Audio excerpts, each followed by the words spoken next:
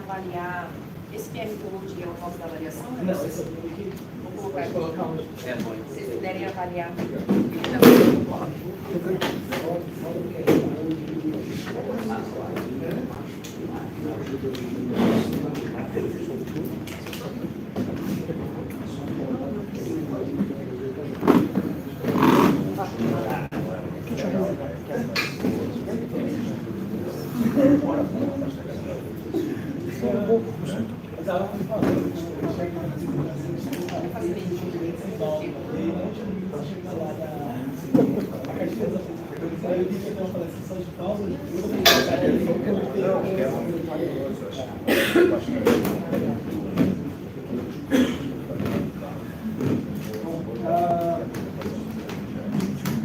Então, para seguir a mesa, todos fiquem à vontade para sugerir. Eu gostaria de iniciar, se eu puder. Né? Então, pegando as apresentações de vocês, né, a gente vê alguns focos de tendência de mercado. Né? Então, teve a questão do GWT, que eu acho que é importante, né? A questão de eficiência energética. E se a gente fizer um panorama da indústria, né, a gente vê as demandas que impulsionam o mercado para onde que vai o esforço, para onde vão os projetos. Né? Então, eu diria que a gente poderia pegar aqui dos primórdios, teve um desafio teórico para a gente saber com as equações prever os sistemas, né, conseguir colocar aquilo em prática e fazer os ambientes condicionados propriamente. Já se avançou a um ponto bem interessante isso, e depois vieram outras questões, né? Eu diria a eficiência energética da principal. A pandemia trouxe muito a questão de qualidade do ar, e isso foi para dentro de frigoríficos também, né? Só que o que eu percebo, não sei se todos têm a mesma impressão, é que a pandemia começa agora a perder força, as pessoas começam a esquecer um pouco isso, que é triste, né, que é o conhecimento que a gente tem que propagar, tem que levar adiante. Mas hoje, o que vocês percebem que é pujante, né? Para onde vai os esforços? É na eficiência energética, é na inteligência artificial, é na qualidade do ar. Agora, arrefecendo a pandemia, o que se percebe para onde vai? Ok, vou falar. Posso falar? Eu queria agradecer a oportunidade desse tudo, né? Na minha opinião, quando você vê assim, viajando para fora, né? Eu participei do ICCC em Tóquio ano passado, que foi da cadeia do frio, e também fui para a Coreia, também para o México, e agora em fevereiro, né? A gente vê a palavra-chave agora, que é a descarbonização. Realmente, na pandemia, a gente teve muita questão da qualidade do ar interior, mas se for ver assim, a palavra-chave desse momento, 2025, é a descarbonização. E, digamos assim, quase que todas as atitudes de eficiência energética acabam levando à descarbonização, nem todas. E quase tudo que tem descarbonização leva à eficiência energética, mas nem tudo. Então, você tem que, dentro daquele diagrama de Venn, você vê a intersecção entre eficiência energética e descarbonização e achar o melhor ponto desses dois itens. Mas aquela história do Victor Hugo, não existe nada tão forte cujo uma ideia que chegou, o tempo agora é da descarbonização. Eu percebo que se falava muito sobre eficiência energética um período atrás, e hoje a gente fala de descarbonização. Mas é isso, né? Às vezes está linkado descarbonização com eficiência energética, às vezes está isolado.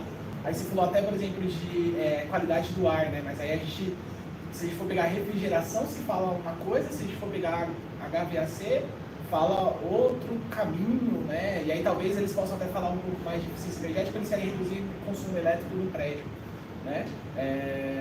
E aí vai, né? Aí refrigeração, começa a se falar sobre novos fluidos refrigerantes, porque também o fluido refrigerante, dependendo do que você vai usar, é mais caro, né? Então, se eu tenho uma instalação que vai lá no futuro ter algum problema, eu vou perder fluido refrigerante, eu não posso perder o fluido refrigerante, porque eu pago 2, 3 mil reais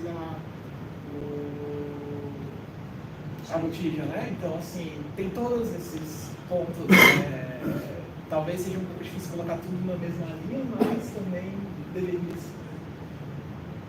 Bom, vou acrescentar então aí, já que puxou aí o tema da descarbonização, né?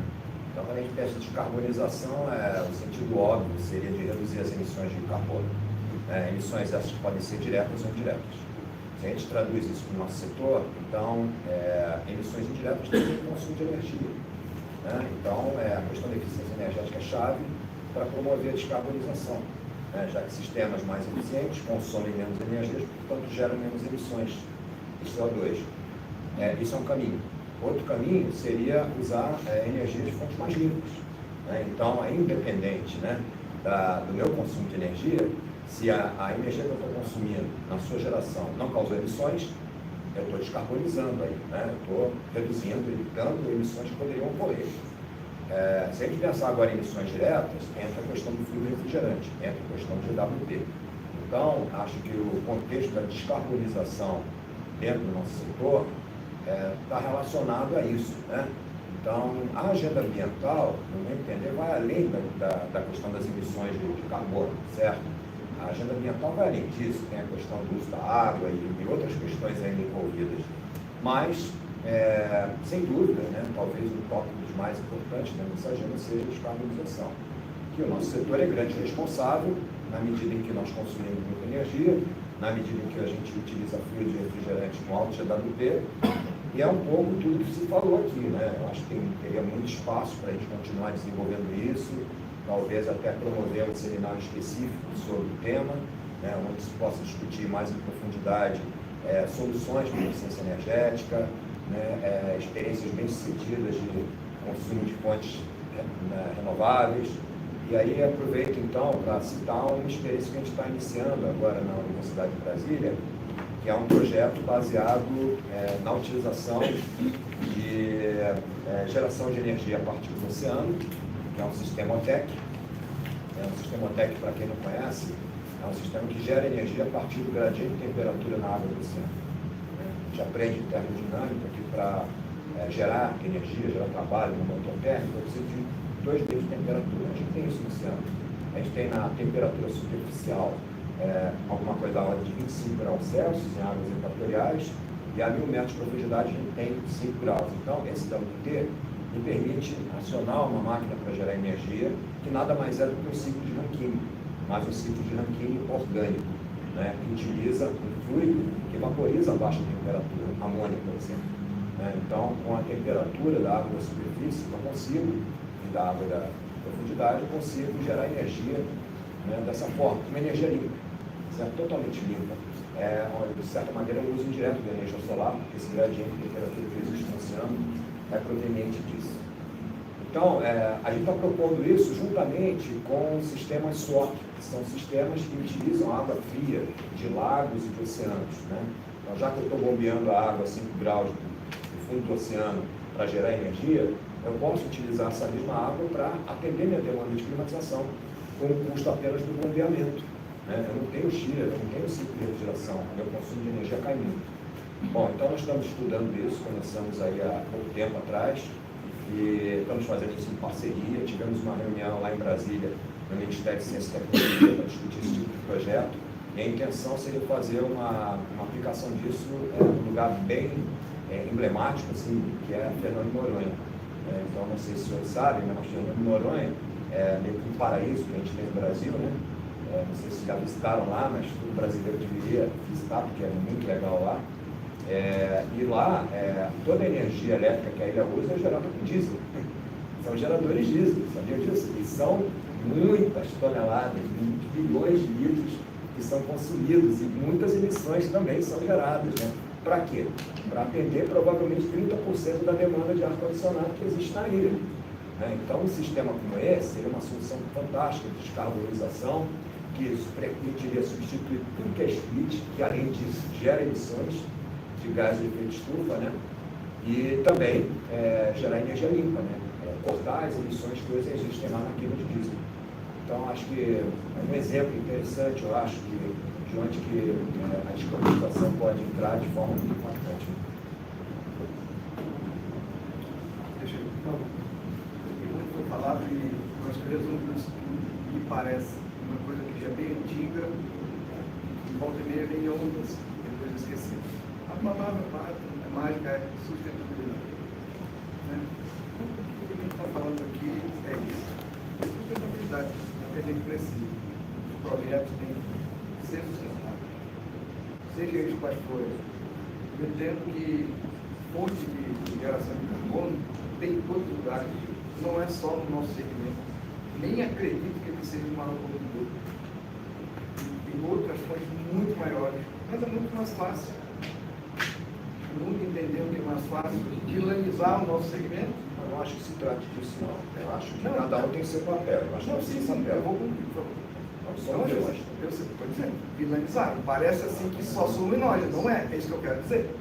Não tem que ser sustentável. Todo mundo tem que dar sua parcela. Né? Então, o nosso segmento, a nossa indústria, está fazendo seu papel. E tem que fazer com responsabilidade. Não somos só nós, é isso que eu quero dizer. Mas parece assim que tudo agora se resume a gás, a não sei o quê, o gás não sei o quê. Tem outras fontes, a gente sabe até pior. Mas, cada um faz o seu papel. O nosso que é de fazer o nosso papel. Seja os fabricantes, seja os produtos do refrigerante, quem faz projeto de sistemas, né? Fazer o melhor projeto possível para economizar energia, melhorar a eficiência, tudo para sustentabilidade. Senão, no futuro, vai sobrar o quê para a gente, né? Se a gente não começar a cuidar dele agora.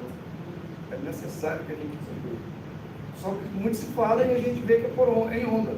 Tem hora que está tudo em volta, né? Aí dá uma paradinha e vem de novo. O ideal é que fosse uma coisa mais perene, né? Uma coisa assim que realmente todos se comprometessem, todos os grandes players, né? Todos os segmentos, seja na agricultura, a gente sabe também que era pra caramba e a responsabilidade não está lá, isso que eu quis dizer. Parece assim que daqui a pouco só a indústria, né, de geração que é culpada. Falar Não é. do agro é complicado. Não dá, né? Criticar o agro Então o que é mais fácil, né? Voltar-se para a gente, para a indústria, até porque teoricamente dá para pagar, né? Tem fundos, vamos fazer. Mas acho que é isso aí, acho que a palavra é essa, sustentabilidade, e ela é extremamente necessária, senão o que a gente vai deixar para as futuras gerações, que a coisa só piora. Bom, aproveitando de novo, eu acho que existe muito espaço. Tem uma pergunta da professora Maria Inês, da Maria Inês, que eu respondi de uma forma, o professor Pimenta me ajudou a responder a pergunta, que foi como que estão nossos técnicos e engenheiros nos seus treinamentos, né? A gente precisa buscar, e o professor Pimenta falou, olha, eu trabalho com profissionais qualificados, você tem uma universidade muito boa, aonde você precisa explicar para as pessoas como bolar o equipamento que você possa ter o máximo de eficiência com a menor carga de fluido do refrigerante. Quando a pessoa entende de dimensionar uma tubulação com a velocidade do fluido do refrigerante na linha de gás, na linha de líquido perfeita, saber trabalhar com software de dimensionamento, seja um Copec mais avançado, para que a pessoa possa chegar, só para você ter uma ideia, dando exemplo, microchannel. Aqui no Brasil tem muito pouco ainda trocadores de calor com microchannel frente ao mercado que você pode ter. E a questão também dos fabricantes, o ar-condicionado, isso no mundo inteiro, ainda tem um espaço de eficiência enorme. Ele só não é mais eficiente por uma questão mercadológica, porque você acaba, para poder ter relações de compressão maiores, só para vocês terem uma ideia, eu vou dar um exemplo clássico aqui, desculpa me falar, mas se eu for fazer um walk-in, eu consigo, com 10 graus de ΔT, ter uma eficiência, digamos, de X. Aí eu vou pegar um expositor fabricado seriado, onde eu tenho um ΔT de 30 para diminuir o tamanho da evaporadora, para você poder ter um preço mais barato, para a pessoa refrigerar um refrigerante, uma cerveja. Quer dizer, se a gente vai gerar mais emprego, mais renda e menor consumo de energia, quando você faz alguma coisa, às vezes, alfaiate, quando você tem uma produção seriada. Mas a pessoa que faz a produção seriada, ele precisa ter um equipamento barato e que venda bastante. Ter saída, ele não está errado no negócio dele. Mas agora, a partir do momento que as pessoas têm a consciência do valor da energia elétrica no negócio, do valor do carbono no negócio. Por isso que vai existir no futuro uma moeda do ESG. E daí, quando essa moeda entrar em vigor, ou seja, quando a moeda envolver energia e sustentabilidade, as pessoas vão ficar mais atentos. Mas o problema é que as pessoas precisam se qualificar. Porque se você acha que a educação custa caro, não imagine a ignorância. E aí que está o problema. A gente precisa... O Pedro Vaz Caminha, eu queria ter conhecido ele, mas ele falou que para o rei que a melhor... Tem muitos recursos naturais, infinito. Águas são tantas infinitas. Mas a melhor coisa que a gente pode fazer é salvar essa gente. E salvar é educar. Então, a gente precisa educar o povo. Não é à toa que esse congresso hoje da ESG está sendo feito dentro da instituição do ensino. Porque quando a gente fala refrigeração, dia do refrigerista, a gente tem que focar a refrigeração com a educação. Será que, em cima do que o senhor falou, será que também tem essa questão dos empresários? Não estou querendo colocar a culpa nem nada, mas será que tem a valorização ideal para que a pessoa pense, eu vou fazer um curso técnico, vou me especializar nisso, vou trabalhar com isso? Isso eu estou pensando em redes de supermercado, que sempre procuram um contrato mais vantajoso, menor custo, e aí o mantenedor, o dono da mantenedora tem que pagar os seus profissionais um salário baixíssimo, entendeu? Então eu acho que isso é um impacto que atrapalha um pouco o desenvolvimento dos profissionais e a integração aí com a manutenção do supermercado, da indústria. Na realidade, esse é um problema sério, né? Que a gente tem que trabalhar como sociedade, né? Porque, na realidade, o que o empresário no Brasil... o Brasil é um dos poucos países onde você tem bem-sucedidos financeiramente com baixíssima inteligência. Isso o pessoal fala até da comparação dos Estados Unidos com o Brasil, que aqui você pode ganhar dinheiro sendo incompetente às vezes, porque você tem pouco espaço, tem um espaço para isso. Mas o que você economiza de energia elétrica poderia ser a fonte dele ter mais dinheiro para pagar seus técnicos. Então você precisa mostrar para eles que, por exemplo, o que às vezes só um condensador bem limpo, o monitoramento da pressão de alta e do superaquecimento, isso já pode gerar uma economia de energia tal que justifique pagar mais na folha de pagamento para os profissionais. E, olhando do outro ponto de vista, a questão de que também nós, como a Brava, as Brave, a Ashry, a gente levar mais a bandeira da valorização do profissional na área de refrigeração e ar-condicionado. Deixa eu contribuir um pouquinho. O que eu acho, tá? A gente falou ainda mais. O problema é que a gente não tem, no nosso país não tem mais, já houve, piorou, a qualificação. O mercado, às vezes, não se autorregula. Embora a gente ache que sim, parece que o mercado vai conseguir arrumar tudo. Mas, às vezes, é importante o governo, ele entre para disciplinar as coisas. Porque se não tem lei, não tem marco regulatório nenhum que exija a mínima qualificação, não tem condição.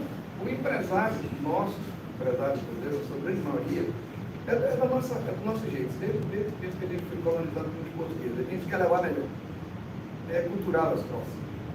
Se você monta uma empresa só com técnicos qualificados, engenheiros qualificados, que vai entregar um trabalho de primeira, você vai ter que cobrar por isso. Quem quer pagar? Esse é o problema. Então, assim, o que adianta você se preocupar, se qualificar, vai ser um profissional top, teu trabalho vai ser valorizado porque tu vai entregar qualidade, vai chegar lá, vai testar, vai fazer tudo, não vai dar retorno. Cara, meu trabalho aqui eu garanto por 5 anos. Quanto é a tua hora técnica? R$300. Quem vai querer pagar? O cara lá, o chefe da manutenção lá do supermercado, da indústria, o chefe da manutenção do tempo, a gente é pressionado por causa de custo. Esse troço vira um círculo vicioso. Então, se não houver lei que diga, como tem na Europa, né? Eu nunca fui lá, mas a gente lê. Olha, para trabalhar com isso, você precisa ter essa qualificação, amigo, senão você não tem licença. Aí isso faz com que as pessoas realmente são obrigadas a estudar, a ter licença para operar com aquilo. E aí meio que, claro que nesse ponto o mercado vai se regular. Você também não vai cobrar um monte de obra exorbitante porque tem concorrência, bendita e benéfica concorrência. Mas pelo menos os preços vão ficar com uma certa paridade. Se você investir na tua educação, se qualificar, se você não encontrar um lugar para trabalhar adequado, for querer ficar lá no mercado trabalhando com manutenção, na indústria, mesmo como projetista, é muito baixo o salário, pessoal. A gente, infelizmente, não era necessário, na minha opinião, se criassem leis para disciplinar o troço. Olha, você tem que ser técnico de referação de verdade, porque se não for, você não vai ter licença para trabalhar. Só quer que contribuir. Assim, eu só queria dar um posicionamento, né? Questão, acho que tudo isso que o tudo isso que o Nathaniel está falando, realmente, a gente acaba percebendo que só quando as coisas são impostas, as coisas realmente funcionam no Brasil. Mas assim, eu dou exemplos de, por exemplo, né, muitos aqui já devem ter ouvido da certificação de sustentabilidade, certificação LEED. O LEED, então, por exemplo, eu trabalho no CTE, o CTE é um líder de consultoria LEED, né? A gente já certificou mais de 450 empreendimentos, e a gente vê que tem um lado empresarial do dinheiro, que assim, o investidor, né? Ou mesmo um fundo imobiliário, né? Os compradores das ações, eles vão comprar aqueles fundos que investem em coisas de ESG, sustentabilidade, descarbonização, porque sabe que está no rumo certo. Então, eu acho que o mercado acaba buscando isso. Ele acaba aumentando o nível das edificações. Tá? Então, eu dou um exemplo, né, de que a certificação LEED entrou, e realmente entrou para valer. Né? A gente tem aí vários cases que não só de prédios corporativos, indústria, hospitais, data centers, né, estão buscando isso, porque é um diferencial de conseguir vender, colocar com um valor maior, remunerar melhor toda a cadeia, né? Então, quem já trabalhou em obra LEED sabe que consegue ter uma margem até melhor, né? E eu acho que é uma tendência. E é claro, se tiver a imposição, vai ajudar também. Tá? Eu só queria também fazer uma complementação que dentro da Ashway, né, a gente criou um grupo de trabalho, que inclusive foi um projeto que a Juliana Pellegrini é a nossa chair de GAC, que é de Government Affairs, né, lá da Ashway, e ela também foi presidente da Ashway Brasil, né, e ela apresentou um projeto de descarbonização lá nos Estados Unidos. E ela ganhou inclusive um prêmio, ganhou um valor, um cheque lá, né, em dólar americano, e ela criou um grupo no Brasil envolvendo várias associações, então está Sinduscom, está a Abrainc, a Abrafac, está a Brava, está a Asber. Ela chamou todas essas instituições e criou um grupo chamado GT Carbono. Tá? Quem quiser entrar, o site é gtcarbono.com.br. Vocês vão abrir aí e vão ver, tá? E eu convido a todos aí, quem quiser participar, né, se inscreva lá, vai ter as reuniões, né, a gente já teve, inclusive eu apresentei na palestra dos eventos, né, a gente já teve esse evento dia 4 de dezembro de 24, do ano passado. Foi o lançamento desse grupo de trabalho. Então, o objetivo desse grupo é trazer vocês, profissionais que entendem da área, e falar com as associações, Sinduscons. A gente teve um lançamento chamando todos os diretores das grandes construtoras aqui do Brasil, participaram lá, enchemos o auditório lá do CREA São Paulo. Então, assim, é aquele negócio, né? A gente precisa começar a mostrar mais o valor. Que aí os empreendedores, eles vão enxergar isso e vão falar, não, eu quero. Né? O mundo ideal seria se essa sala aqui tivesse cheio de contratantes, né? Dos investidores, proprietários, para eles assistirem todas essas palestras técnicas, né, que foram fantásticas, e para o cara ver, pô, fluido refrigerante, eu tenho que tomar cuidado, pô, questão de treinamento, tem que contratar uma empresa qualificada, não é uma empresa de qualidade, aplicativo. Aplicativo e responsabilidade civil na contratação. Exatamente.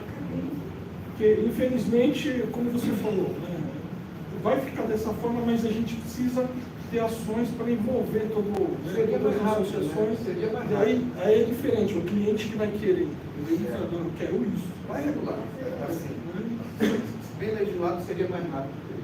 Com certeza. Mas o mercado vai na porrada, né? Vai na mercado sem dúvida, tá? Isso é fácil. Hoje a gente luta para tentar vender a tecnologia melhor para o cliente, né? E ele acaba, na verdade, é o cliente final que acaba ditando o que a gente vai vender. Ele que está organizando. Pode falar. Por favor, né? Sobre essa parte aí do ensino, né, do treinamento, né, e correto, até porque foi apresentado aqui, então, os desafios. Então, assim, até como instituição de ensino, e trabalhando na instituição de ensino já há 27 anos, já vou dizer para vocês, não vão ter ajuda do governo, tá? Não vai ter, não adianta contar. E porque às vezes o próprio governo, ele é o que mais atrapalha. Então, nós temos aí a professora que você está falando aqui. Não, eu sei. Você está olhando dentro da sua ótica de instituição privada. Não, faz muito professor. ensino Faz. Só posso só mudar só posso só terminar o texto aqui? Então, por que às vezes o governo não vai fazer nada? Porque nós temos aí o SISTEC, que é do governo, aonde ele fala que na certificação por competência, tá? Que o Senai sabe fazer, que ele é autorizado a fazer, tá? Então, se você coloca no SISTEC, esse diploma está válido. Nós temos várias instituições. Claro que as instituições excelentes, estou dizendo isso. Nós temos um dos maiores problemas hoje. Aqui no Instagram, acabei de mostrar ali, né, para a Inês, que ele está. Então, a gente está assim, há mais de 5 anos batendo nisso. Tem uma instituição, que não é instituição, que lá na capinha do Instagram, diploma em 20 dias, inclusive para a área de saúde, mais de 100 mil diplomas vendidos. Se você colocar, se vocês verem no Instagram deles, eles fazem Black Friday de diploma. Eles vendem, por quê? Porque ele tem alguém do sistema do MEC que deu autorização, poder de Estado, para ele colocar o número no MEC. São Paulo só regulamenta Senai e Centro Paulo Souza. Paraná não tem certificação por competência. Mas por que o governo não vai ajudar? Porque educação técnica, a gente está falando do Senai Educação Técnica, ela é regulamentada pelas secretarias de educação de Estado. E elas não se conversam. Então, o Paraná, a gente é muito próximo. Mas sinto muito, não vou fazer nada, porque o Paraná não tem. Tem, porque o cara que está aqui, ele compra lá. Então, a gente tem várias vertentes para trabalhar. A índole, porque é a lei da oferta e procura. Você vende porque alguém quer comprar. Então, a gente, assim, já que a gente tem voz, já conversamos várias vezes, vai ter uma oportunidade da sociedade, então, ajudar a sociedade. Com exceção, é lógico, de muitos serviços bons. Mas a gente não pode fechar os olhos para os gases que tem agora, tá? E às vezes também achar que só a GIZ vai conseguir resolver tudo com as boas práticas, não vai. Então, hoje, os conselhos, eles não estão nem aí. E eu sei que eu estou falando, faço parte do conselho técnico. Eles não estão nem aí, porque eles estão ganhando um técnico atrás do outro. Mas o governo, então lá, mas o que você quer que eu faça? Então, o que a gente precisa fazer? Foi falado aqui de Abrava, de Asbravos, da TAR. O que a gente tem que fazer? É a sociedade protegendo a sociedade. Nós temos que dar o exemplo. Você vai contratar um técnico aonde ele estudou. Aonde ele estudou? Qual é a tua instituição de ensino? Qual a tua experiência? Qual é a tua experiência? Aí, não adianta ele mostrar, infelizmente, a carteira de registro dele. Não adianta. Aí você começa a dar a resposta para a sociedade. Porque quem tem que acordar é a sociedade. Tá? É o povo que tem que ser melhor para poder depois lá buscar. Não adianta a gente ir lá em cima, porque não vai fazer. Imagina um governo que libera você comprar cursos técnicos. Imagina aqui, senhor. Olha os laboratórios. Não é assim que funciona. A gente não está generalizado. Mas está lá, o MEC está lá e o SISTEC está lá. Eu abro depois o sistema. Ninguém Mas apoia vocês esse vão tipo ver. de coisa. Alguém está Esse apoiando. tipo de coisa é Mas fiscalizado. não é. É fiscalizado. Não é. E não Agora, é adianta uma a coisa gente... que prolifera porque tem alguém apoiando. Mas não É é o governo. isso. Não é o governo. Nós não estamos falando de partir de nada, só estou falando do modo geral. Não, mas não é Modo geral. questão de Então, às querer vezes, nós falar, não temos o apoio lá em cima, mas a gente tem voz. Então, são as instituições sérias, que são profissionais sérios, porque é uma briga, porque tem gente que estudou 4 anos para se formar num curso técnico. Então, às vezes, hoje tem aí milhares de diplomas sendo vendidos. Como é que você vai colocar um cara para trocar o carro, fazer um retrofit, ou seja lá o que for? Imagine os BO que vão ter. Então, a gente tem como exigir. Quem vai contratar, falar, olha, meu filho, onde você estudou? Ah, então tá, você puxa, que bom, você Mas tem isso uma é carteira. bom, né? Então, onde você vai? Então, Porque porque às vezes é quando uma vai forma contratar alguém, de isso. você... Opa, peraí, como que Mas o você mercado estudou? pede um registro do conselho. E agora vai ter que mudar, não dá para pedir mais registro. Eu não vou ao médico, eu não vejo um médico que não tem o CRM. Eu não vou no médico que não tem o CRM. Eu quero me consultar com um profissional fiscalizado. O conselho serve para fiscalizar o exercício profissional.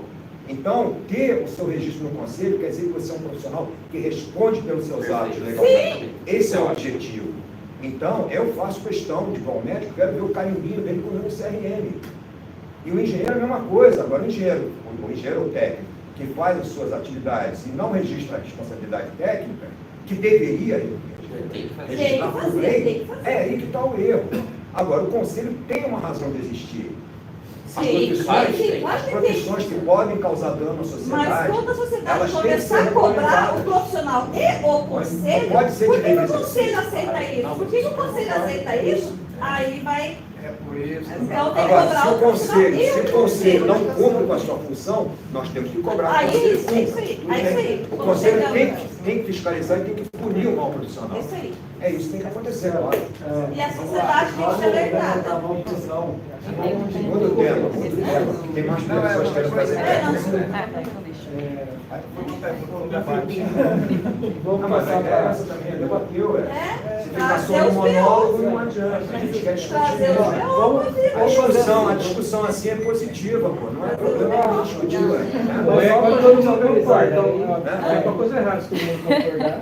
É. Vamos, você concluiu, vamos fazer assim, concluiu. Eu tenho um ponto para fazer a respeito da pergunta dela, mas pode falar sobre Eu tenho só um ponto, assim, né, que assim, acho que cabe também aos órgãos regulamentadores a gente cobrar que o profissional que exerce aquela função, ele seja um profissional capacitado, né, e regulamentado, que aí a gente entra no caso que a gente comentou numa das falácias, que é, por exemplo, lá fora, a pessoa que vai comprar um split, por exemplo, ela tem que ser um técnico, senão ela não quiser comprar. Aqui não, se eu sair daqui, eu vou ali na Exatamente, Magazine e Luiza, eu nem vou tem ver, né, por conselho. exemplo. O cara tem Mas só uma... tem também o cidadão dentro da sociedade que ele vai chegar e falar, fulano, credenciado, tudo mais, técnico, formado, blá, blá, blá, R$300 a hora. Não, obrigado, eu vou com aquele ali que... Onde você tá? Ah, não, quer dizer, você sabe instalar? Beleza, instala pra A maioria é e aí não é problema também da regulamentação. Aí é o cidadão que está colocando a vida dele, a vida do técnico, né? E as pessoas que estão em volta. Só que daí a gente começa a funilar, porque não vai dar para resolver tudo. Resolveu?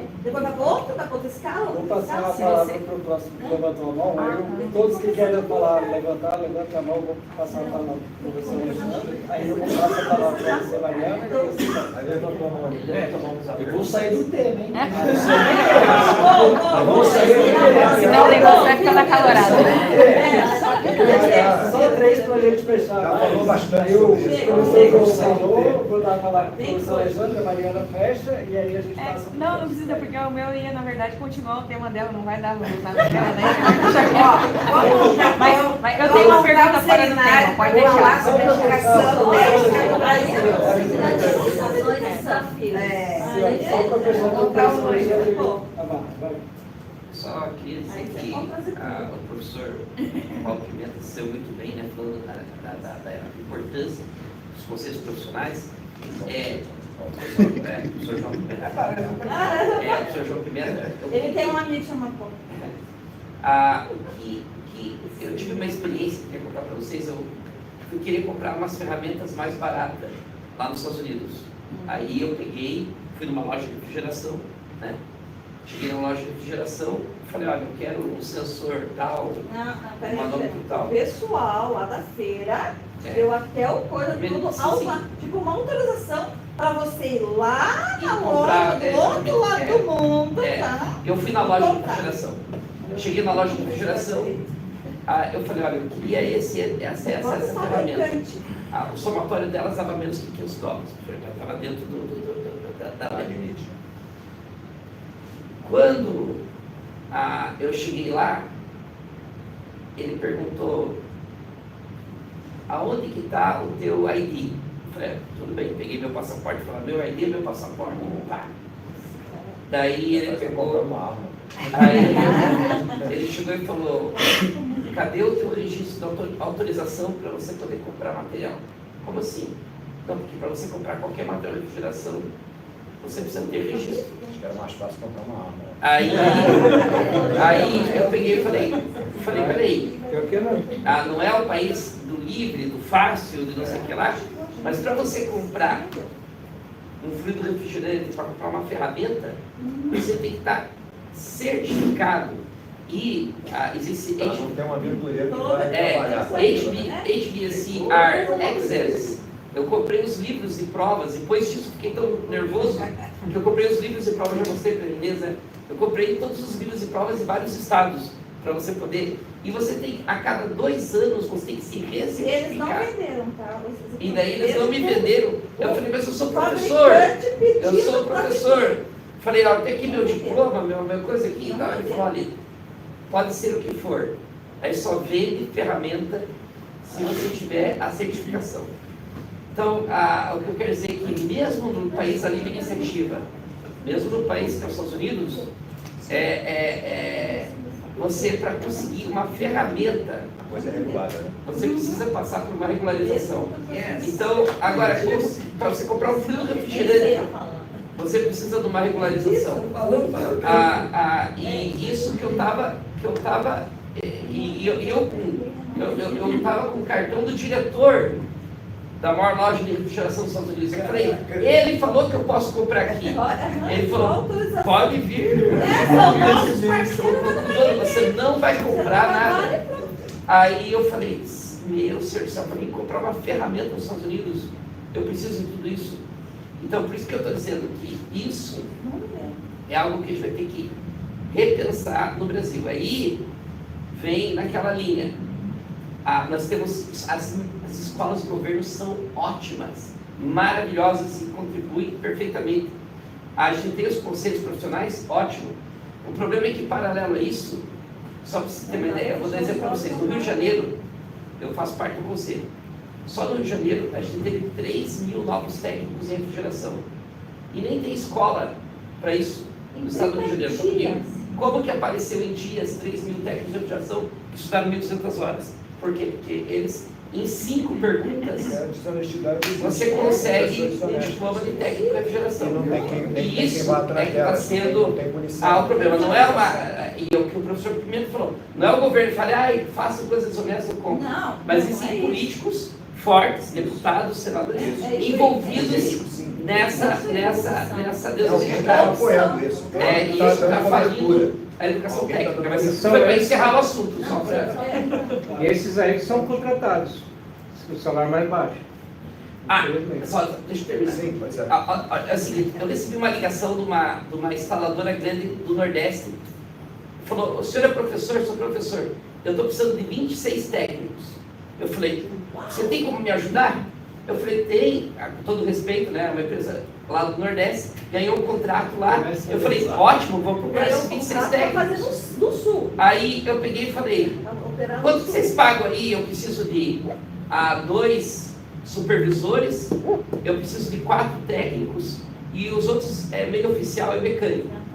Aí eu falei, olha, veja, para você ter um supervisor, eu coloco aí uma estimativa para o senhor aí, R$8.000, porque ele vai coordenar 13 pessoas. Esses 2 supervisores, no mínimo R$8.000. Ele falou, você está louco? Aqui a gente paga para o supervisor R$3.200. Eu falei, mas que foi a primeira concorrência que criou no Sul. E a gente ganhou por metade do preço. Aí eu falei, olha, senhora, você vai pagar R$3.200 para um cara que vai supervisionar 13 pessoas que trabalham com refrigeração. Ela falou, você tem que me ajudar em voz alta. Eu falei, olha, minha senhora, para ser dona de... Eu vou contratar muita gente no futuro que eu vou ganhar tudo. Eu falei, só pode ganhar tudo. Mas aqui, no Sul, não que eu seja melhor, merda nenhuma, né? Por causa disso. Eu falei, você não vai conseguir um supervisor para coordenar 13 pessoas a senhora, eu falando R$8.000 já é o preço, é o salário dele bruto, ele não vai ganhar tudo isso, mas não tem como ser menos que R$8.000. Aí ela falou, por quê? Você tem autoridade de dizer o preço? Não, não sou merda nenhuma, não tenho autoridade de dizer preço nenhum, mas estou dizendo para a senhora não vai conseguir. Me falaram que você ia me ajudar. Eu falei, olha, eu nem me conheço, mas...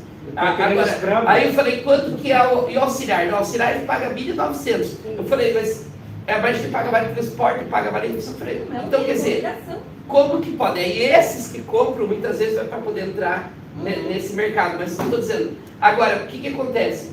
A lei da oferta e procura que a Márcia falou. Lá você nunca vai conseguir um supervisor por 3.200. Mas ela falou que aonde ela estava era normal, ela conseguiu um supervisor por 3.200. Então, essa é uma lógica que no final sempre quem manda em salário é a lei da oferta e procura. Na Europa vai ganhar mais, né? Exato.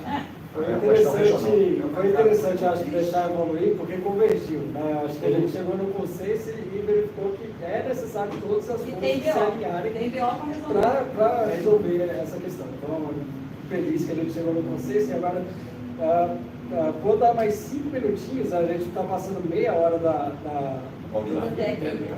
mas também a gente tem uma responsabilidade com o pessoal do Senai para o ensino técnico. E aí eu vou também, respeito ao senhor que pediu a palavra, passar para ele e mudar o tema para a gente estar sempre legal. A gente vê que a evolução está sempre dependente mais da energia elétrica. Acabou a energia elétrica, puf, para tudo. Eu acredito, lógico, que em qualquer sistema de refrigeração deve existir um outro sistema backup para a falta de energia. A minha pergunta é, Edu, qual é o sistema de backup mais padrão, que é o que é mais utilizado, e o valor desse sistema, que eu vou chamar ele de auxiliar, em porcentagem em relação ao pacote geral de uma refrigeração? Eu imagino que sejam geradores à base de diesel, provavelmente. Então, numa unidade de instalação de refrigeração, se acabar a energia elétrica e não parar tudo, eu vou precisar de um sistema auxiliar. Quanto esse cara representa em porcentagem no pacote da refrigeração? São sistemas de emergência, né? Existem indústrias que têm, por exemplo, chillers acionados por motores de combustão. Tá. Isso existe, plataforma de petróleo, por exemplo. Então, é uma alternativa que existe, né? Não mas é uma alternativa de emergência apenas, né? Não é algo que se possa considerar, né, como possa substituir a... Não, é emergência. Faltou né? energia, você não pode ficar sem refrigeração. Você precisa rodar como auxiliar. Ele é provisório, lógico, tudo bem. Como a gente poderia pensar... Queria saber mais o que é mais padrão, se é realmente combustão, né? Sim. E esse sistema, quanto isso custa em relação a uma implantação do sistema de refrigeração? Se ele é muito significativo, se não... A gente pensa, um sistema de refrigeração vai custar, sei lá, 10 milhões. Mas caramba, só de energia auxiliar eu vou gastar mais 5. Mas você vai gastar mais energia se você... Não. menos viável, se você usar um motor de combustão. Não, você precisa ter um backup de energia. Em uma situação emergencial, a energia você tem que ter alguma coisa. Esse sistema de backup, quanto ele custaria? Muito mais caro do que o sistema convencional usando energia elétrica. Não. Em relação ao pacote de instalação de refrigeração, quanto representaria esse auxiliar? Uma instalação, por exemplo, uma instalação custa 10 milhões. Quanto vai custar esse cara auxiliar para poder rodar esses 10 milhões de emergência? Mas 30%, 20%, 10%, quanto que representa? Tá bom. Deixa eu contribuir. Eu trabalhei muito tempo com manutenção e eu cuidava da atividade. Vamos lá para a previsão. Até porque você está falando do sistema, tem toda a tecnologia embarcada. Estamos falando só das unidades de compressão de evaporação. Sim, o sistema em geral. Tem um consumo de quilowatt. Primeiro que eu 20 anos atuando em manutenção, não tem jeito. É motor combustão, é grupo gerador. Isso aí é ponto passivo. Ainda não temos energia renovável para atender uma demanda dessa. Nem é viável. Você vê, por exemplo, não sei para cá, mas nas as multinacionais, o telhado é, como a gente fala lá, lastrado de célula fotovoltaica.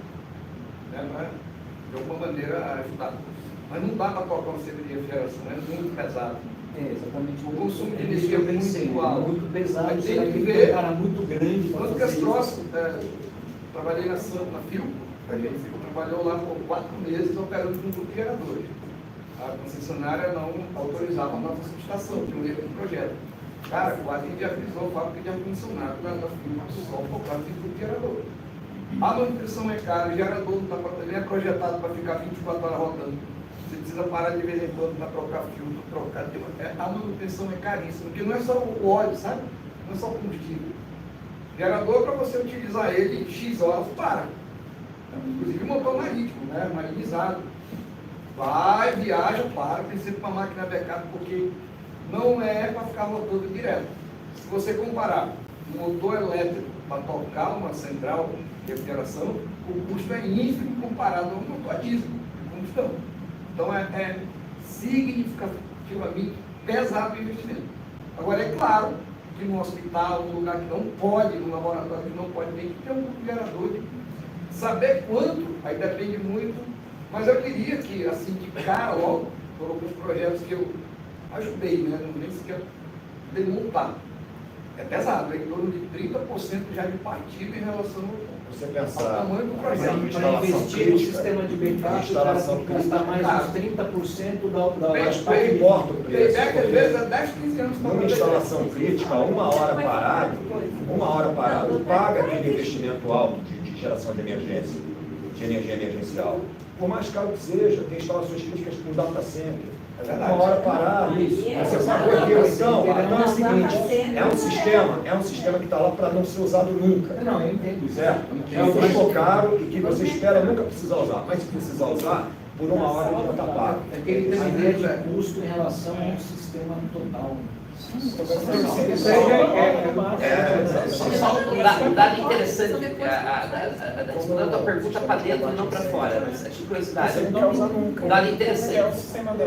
Nos Estados Unidos, estima assim que 20% de toda a energia elétrica do país envolve sistemas de refrigeração e ar-condicionado. Desculpa, né? 20% de ar-condicionado. E, enquanto eu estava fazendo doutorado ali na época, em torno de 17% da energia do país vai para data center. Já pensou? Os dados hoje já são 17% da energia do país. E desses 17%, 40% é ar-condicionado. Então, se você for ver, 35% de toda a energia de inversão ar-condicionado está num cliente só, data center.